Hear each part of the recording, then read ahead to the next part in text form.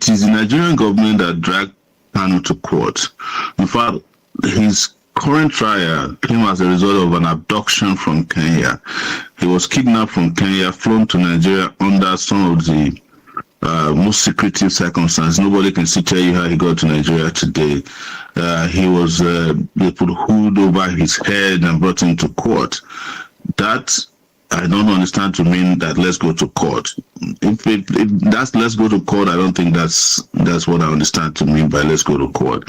Maybe you are referring to his first time around when he was arrested and tried, granted bail, and they went to his house, killed people, and he escaped from Nigeria.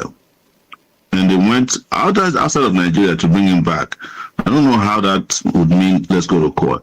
With regards to his chances of getting fair trial, you can't get a fair trial when the process of arraignment, all the legal processes are not fair.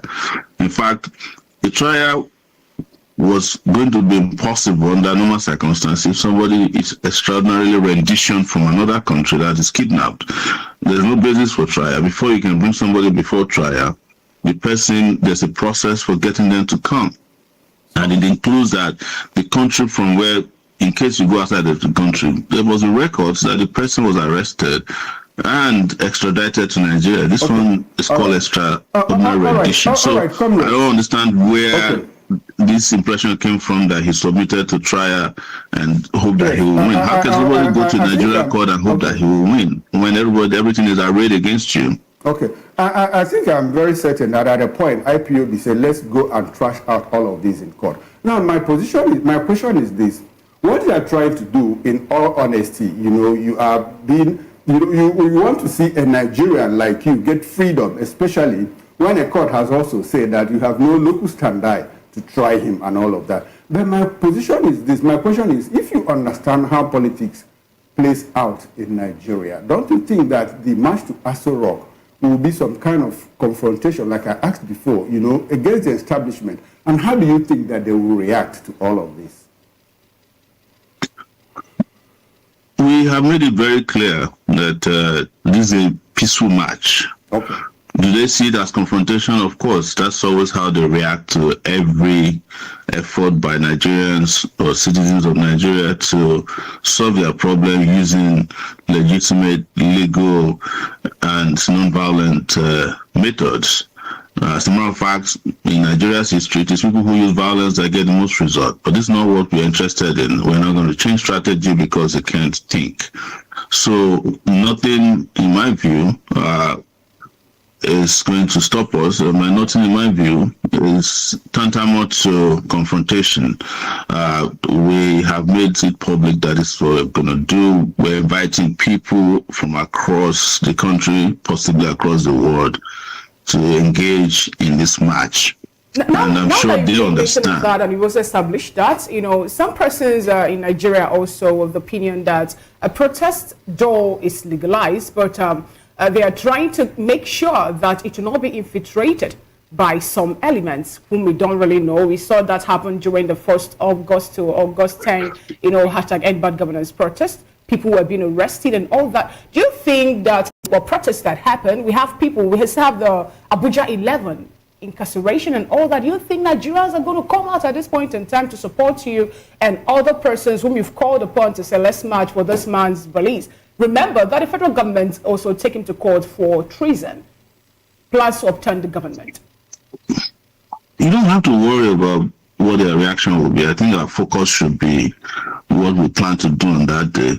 Interestingly, this part of Abuja where this protest will take place is one of the most secured part of the country. And I don't think anywhere is more secure than the AsoRock Villa.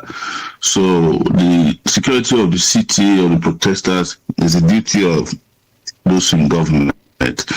So I don't believe in this narrative that the protests will be hijacked, but of course, they might use that as an excuse, which they always do.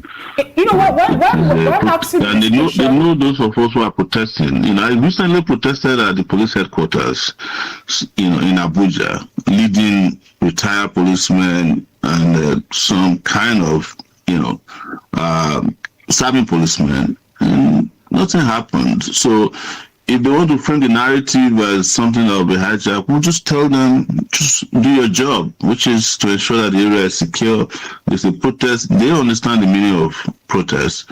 And we also understand the meaning of protest. Now, we've made it very clear. We have announced the dates. They have enough information as what needs to be done.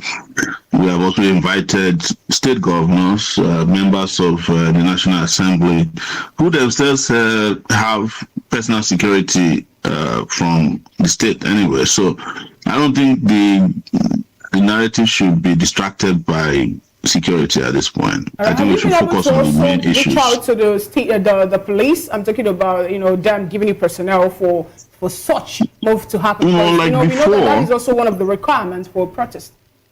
Unlike before, the police used to be that you have to apply to the police to protest, but the law is very clear that the police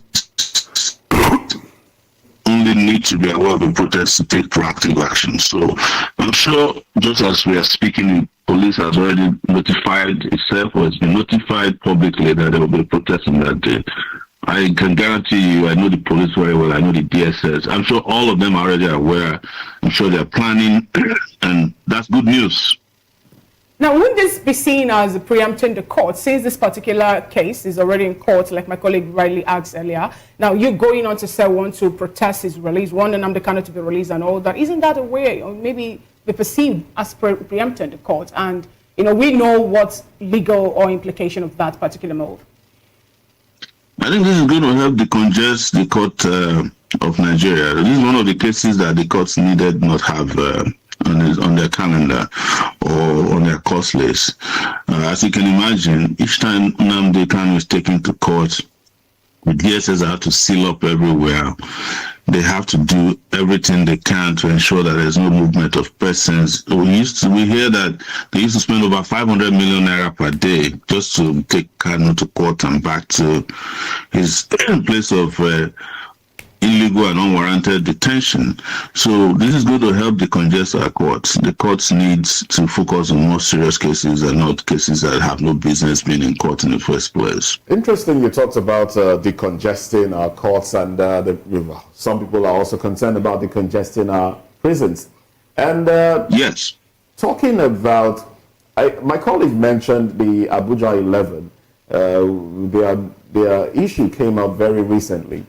This is from the hashtag End Bad Governance protest of 2024, and they are still being tried in court at this time. 1 year over 1 year that they have been arrested for wanting to topple the government. That was the allegation leveled against them.